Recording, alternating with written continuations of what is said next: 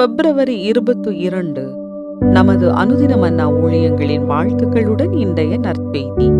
தகுதி உரிமை அல்ல. இன்றைய வேதாகம பகுதி பிலிப்பியர் 2ஆம் அதிகாரம் வசனங்கள் 2 முதல் 11 வரை.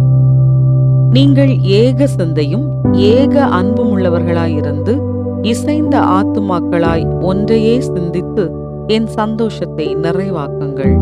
ஒன்றையும் வாதினாலாவது வீண் பெருமையினாலாவது செய்யாமல் மனத்தாழ்மையினாலே ஒருவரையொருவர் தங்களிலும் மேன்மையானவர்களாக எண்ணக்கடவீர்கள்.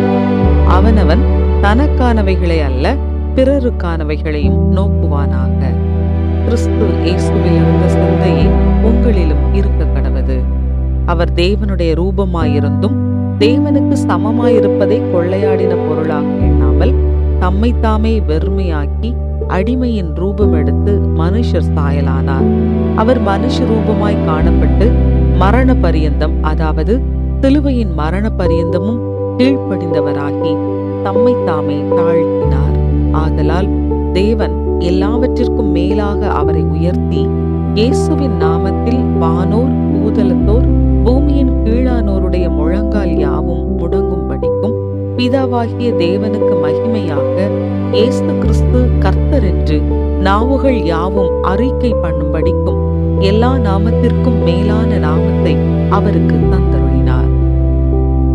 குறிப்பு வசனம்: அவர் தேவனுடைய ரூபமாயிருந்தும் தேவனுக்கு சமமாயிருப்பதை கொள்ளையாடின பொருளாக எண்ணாமல். பிலிப்பியர் 2:6.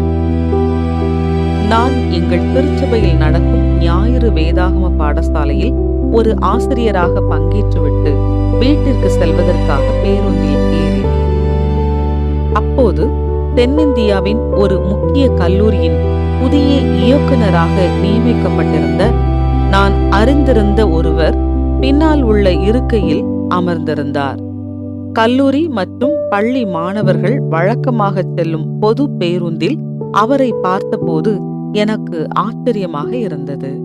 அவருக்கு சமமான பதவியில் உள்ள பெரும்பாலானோர் தங்களுக்கென நியமிக்கப்பட்ட வாகனம் மற்றும் ஓட்டுநரை கொண்டிருப்பார்கள். எனவே நான் அவரிடம், நீங்கள் எப்படி காரில் செல்லாமல் பேருந்தில் செல்கிறீர்கள் என்று கேட்டேன். அதற்கு அவர், இதற்கு முன்னரும் நான் எப்போதும் பேருந்தில் சென்றதால்தான் என்று பதிலளித்தார். அவரது புதிய பதவி அவரது வழக்கமான நடைமுறையை மாற்றவில்லை. அவர் தனது அதிகாரத்துக்குரிய உரிமையை அனுபவிக்க உடன்படவில்லை. அப்போஸ்தலனாகிய பரிசுத்த பவுல் பிலிப்பி சபைக்கு எழுதிய நிருபத்தில் விசுவாசிகள் தாழ்மையுடன் இருக்கும்படி கேட்டுக்கொள்கிறார். அவர்கள் வாதினாலாவது அல்லது வீண் பெருமையினாலாவது எதையும் செய்யக்கூடாது.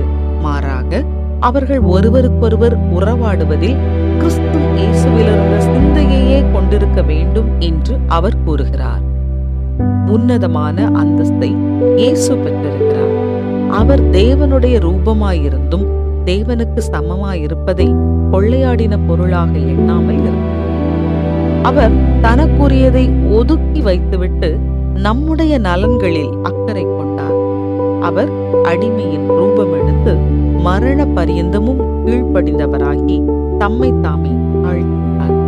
நமது வேலை, கல்வி, வயது அல்லது சமூக அந்தஸ்து போன்றவற்றின் காரணமாக நாம் விசேஷமான முறையில் நடத்தப்படுவதற்கு தகுதியானவர்கள் என்று நாம் நினைக்கும் போது நமது தகுதிகளையும் நமது உரிமை உணர்வையும் எவ்வாறு ஒதுக்கி வைப்பது என்பதை இயேசு நமக்கு காட்டினார் என்பதனை நினைவில் கொள்வோம். கடினமாக இருந்தாலும் நமக்கு முன்னுரிமையாக கொடுக்கப்பட்டவைகளை நமது சொந்த நலனுக்காக பயன்படுத்தக்கூடாது. மாறாக தேவனுக்கு கீழ்ப்படிந்து சக மனிதர்களிடம் பணிவாக இருக்கும் மனநிலையை நாம் கடைபிடிக்க வேண்டும். எந்த வகையில் நீங்கள் உரிமையுடையவராக உணர்கிறீர்கள்?